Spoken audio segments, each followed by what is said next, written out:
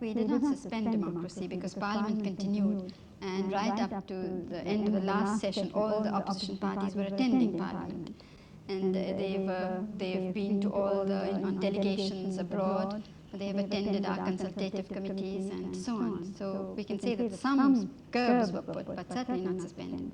India's Prime Minister Indira Gandhi defends her record of the last 15 months, during which India has lived under a state of emergency, a rigorous regime that Mrs. Gandhi claims has improved the nation's political life. It has created the opportunity for government to go ahead with its programs.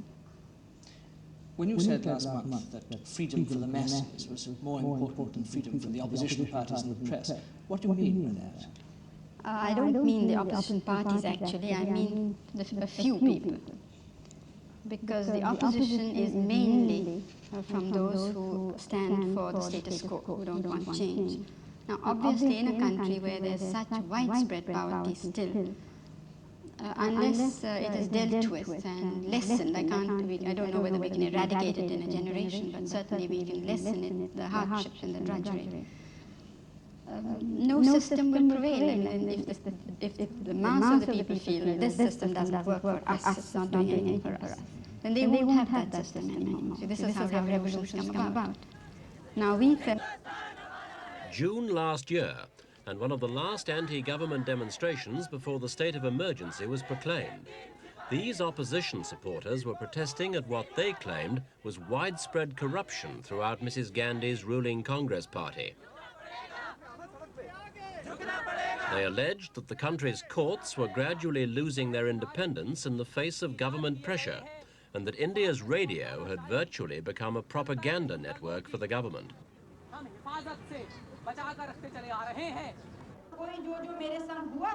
Mrs. Gandhi replied that such demonstrations were part of a deliberate campaign by extremists to reduce India's political life to chaos and so make the country ungovernable. It wasn't herself or the Congress party who were undemocratic, she said, but irresponsible opposition elements who chose direct action rather than constitutional methods to air their grievances. At the time, Mrs. Gandhi's arguments were weakened by an embarrassing court case in which she was found guilty of malpractices in the 1971 general election. The verdict meant she would have had to give up the premiership and would have been barred from any public office for 6 years. Mrs. Gandhi managed to get the sentence postponed until she made a final appeal to the Supreme Court. But before that appeal could be heard, the state of emergency was declared.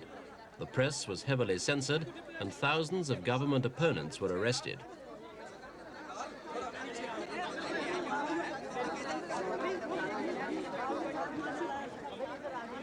Among those held were some of the leading figures in Indian politics, like Morarji Desai, a former Minister of Finance in the governments of Mrs. Gandhi's father, Pandit Nehru. Also imprisoned was J.P. Narayan, a 73-year-old pacifist who'd come out of retirement 2 years earlier to lead a reformist campaign against the government. Modelling himself on the late Mahatma Gandhi, he'd become a national figure, and at the time of his arrest, he was the only politician with a following to rival Mrs. Gandhi's.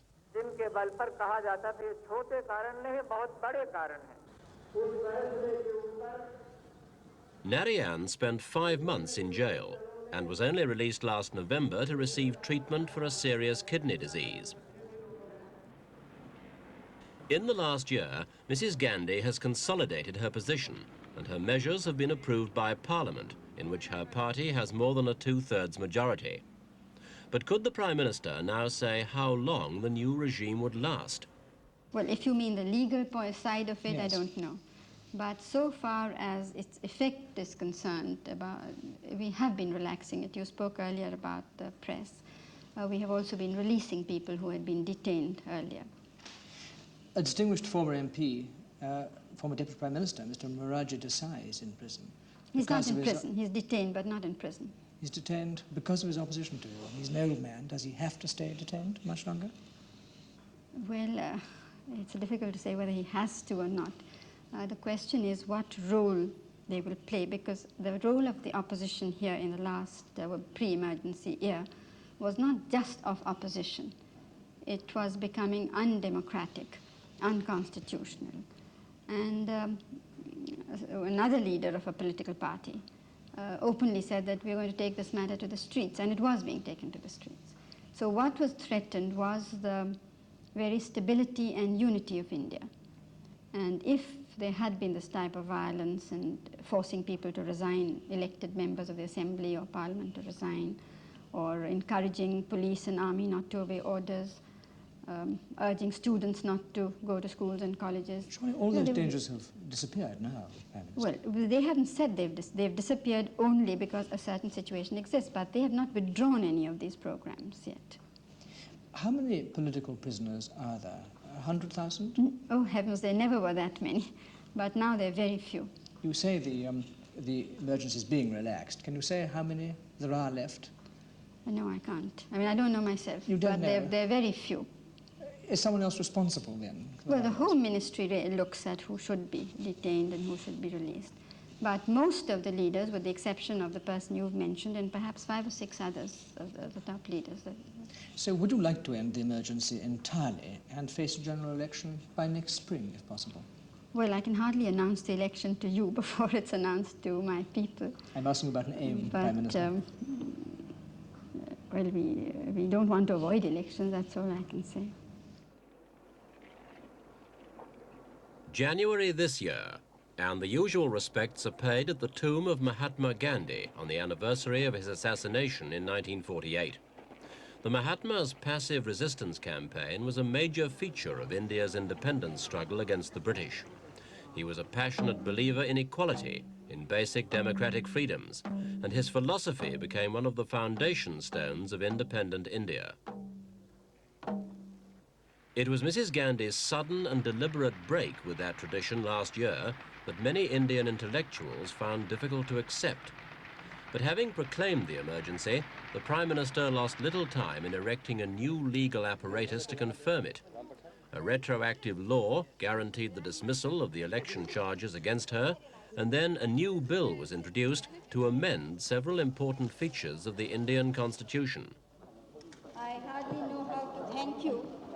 The amendments will curtail the power of the courts to review legislation and enforce civil liberties, and forbid activities and associations the government considers anti-national.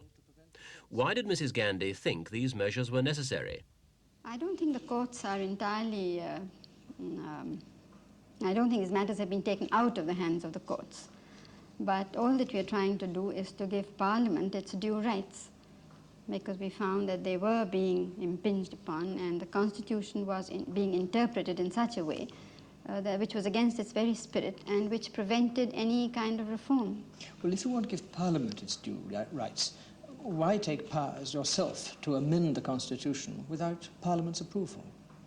But how can I? I simply can't do it. It has to have Parliament's No, approval. I understand that the bill now before Parliament will give you that power in future.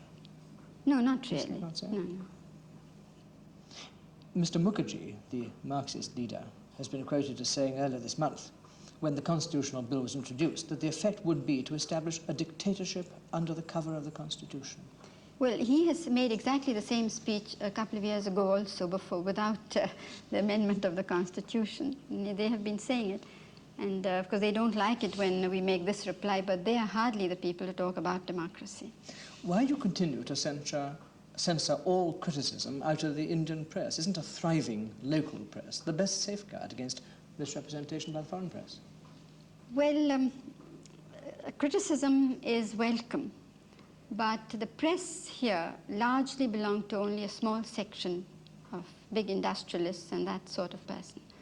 So they were trying to build an atmosphere of gloom and despair.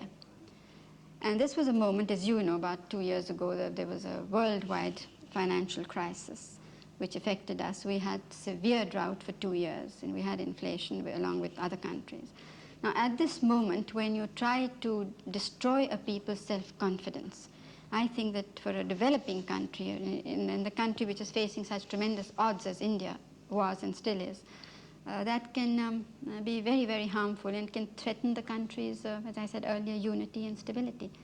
So it was not just criticism, it was something far more serious. After all, we've put up with criticism for all these years, 26 years. For Mrs. Gandhi, one reason for the emergency was to reform politics.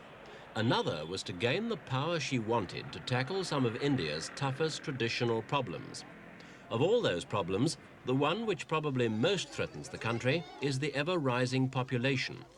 For an example, look at any one of thousands of poverty-stricken villages. This man is Mukindinal Bai, and this is his family: 6 sons, 1 daughter, and at the last count, 20 grandchildren. All of them live in Mukindinal's house and help in the family business. Mr. Bai's family is not exceptionally large by Indian standards. In his district alone, there are 200 families with 50 or more members.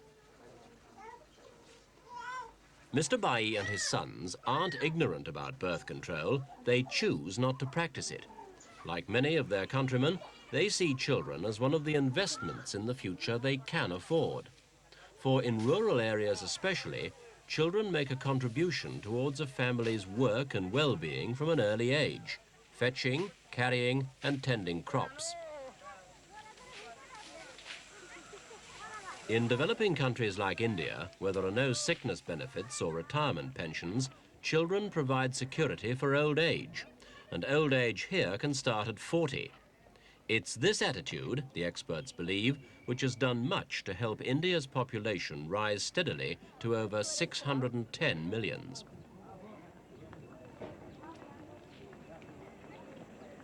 India's had a family planning program for well over 20 years, and the red triangle signs of the clinics have become familiar sights in the cities. Family planning centres issue free contraceptives and advice, but voluntary attendance is depressingly poor. Posters exhort couples to use contraceptives, others proclaim the virtues of small families. But it's a message that's failed to get through strongly enough.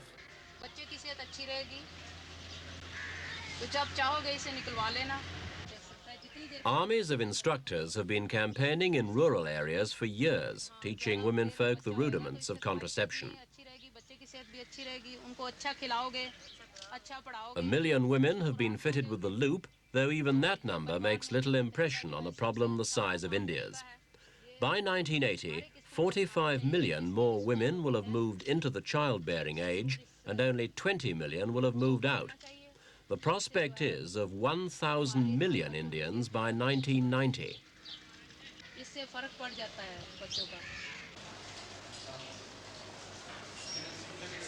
The latest step in the fight to stem the population flood is a mass sterilization program. The operations in themselves are not new. For years, men have actually been paid to have the simple vasectomy operation and women the tubectomy. The difference now is that one Indian state wants to introduce a law compelling couples with more than 2 children to submit themselves for sterilization. Until now, women like these had their operations at mobile field hospitals, where 50 or 60,000 volunteers have been dealt with at a time. Now the state of Maharashtra wants compulsory sterilization with prison sentences of up to 2 years for dodgers.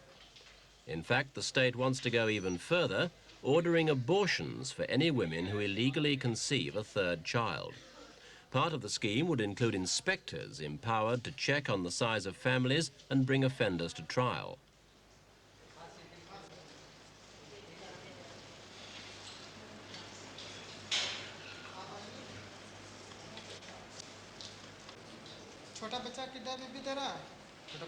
India alone harbours 1/7 of the world's population.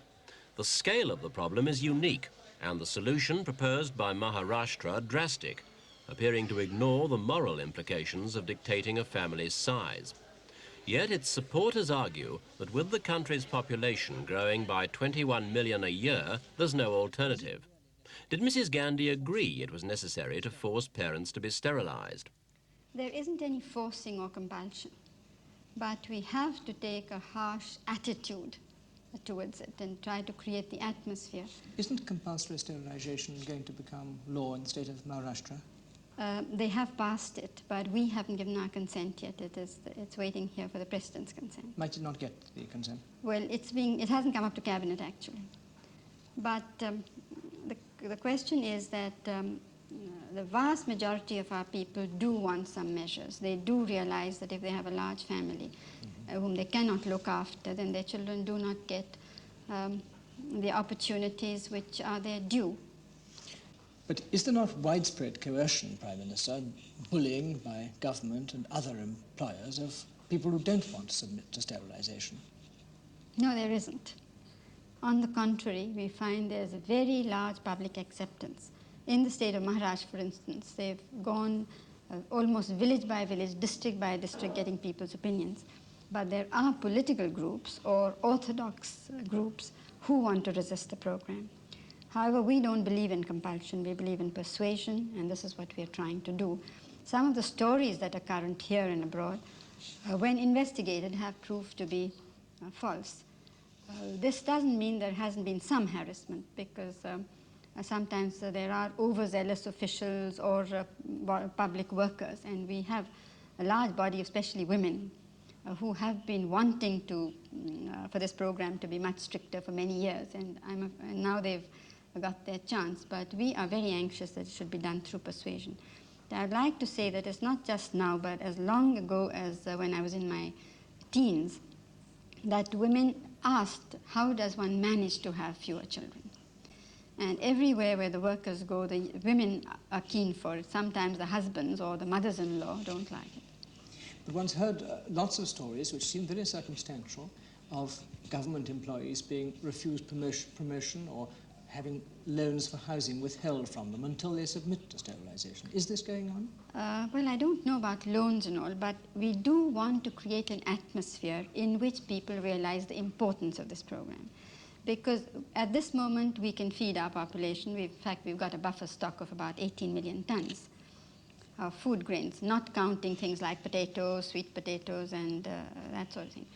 But if the population keeps on growing as it is, even though it's less, the growth is less. In some years, it'll be impossible to look after it. One can see the problem, of course. And so far, the Western people, whether the World Bank or individual journalists or others, they've always blamed us for not being serious enough about this program.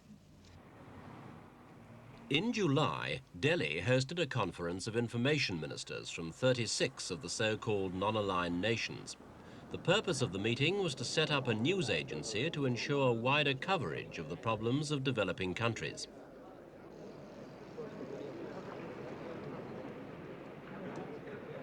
Freedom cannot be consolidated without economic strength.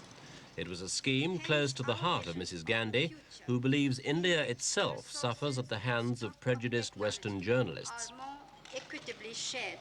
Both here and later at the 86 Nation Conference in Colombo, the Indian Premier stressed the importance of the non-aligned movement.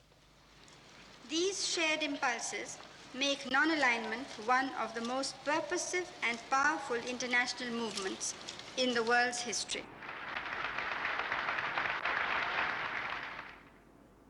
Does she, in fact, see India leading the non-aligned nations? We have no desire to be leaders. In the beginning, perhaps there was a reason, because we were the first to be independent, and my father was one of the founders of the non-aligned movement, and many of the other leaders looked up to him. But now each country has its own policy. They've sort of found their feet and they're going ahead. So we believe in a partnership between us all, rather than anybody leading. But objectively, don't you suppose India's influence is probably as strong as anybody's? Is that a very important group of half the world? Well, I wouldn't say it's greater than it is amongst the influential countries, shall we say, but there are others, and there are important leaders from Africa and Asia. I wonder if you were troubled, as many in the West are, by the Third World's growing hostility, as we saw at Colombo last month, towards the richest nations of the West, when cooperation could be so valuable. I thought that we went out of our way not to be hostile and not to have a confrontation. In fact, we especially stated that we believed in cooperation. But we do feel that just as the stockpiling of armaments is a danger to peace in the world, So is a growing disparity between the rich and poor. And we do feel that there should be a greater realization of this. I think the growing disparity is something that troubles the richer countries as well very much. But I think some of the angry demands which were made at Colombo for the richer nations to be forced into giving the poorer ones a better deal, that's the best way to make progress. Well, we've never had made any angry remarks, I can only say that.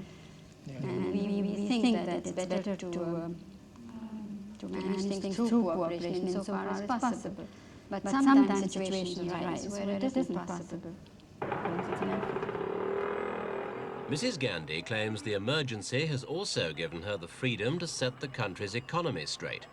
Certainly, India's better off now than it was 2 years ago, when inflation, a fourfold increase in the price of oil and fertilizers, and poor harvests drove the government to organize price controls and rationing. The latest trade figures actually show a surplus, and reserves of foreign exchange are higher than ever before. The change in India's fortunes has been spectacular, but can Mrs. Gandhi justly take the credit? The trade balance has largely been influenced by good weather causing a record harvest. Still, Mrs. Gandhi has been able to use her emergency powers to crack down on corruption by rooting out black marketeers and food hoarders. We asked her whether the improved economy wasn't the result of good weather rather than good government. Not really, because we have had good monsoons earlier, but we haven't had such spectacular results or harvests.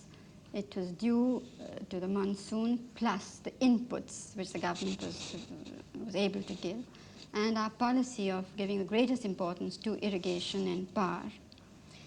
It was also due, because of the discipline, to industrial production. For instance, our public sector undertakings were, many of them were on the losing side or not working to capacity.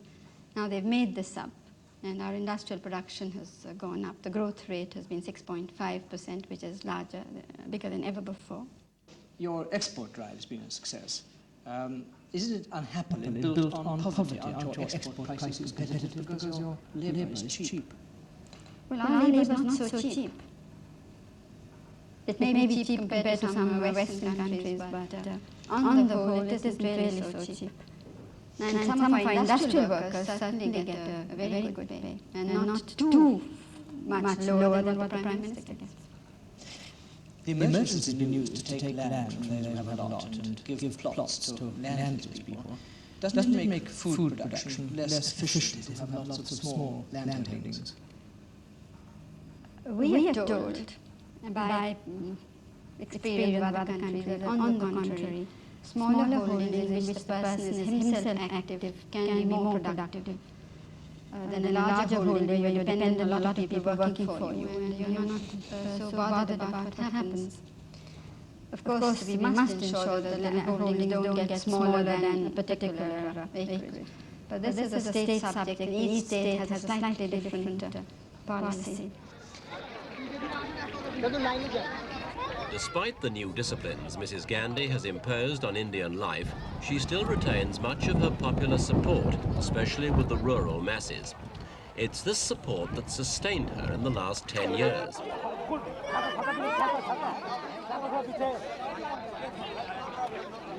She's promised the state of emergency won't last indefinitely, but so far she's refused to say how long it will last.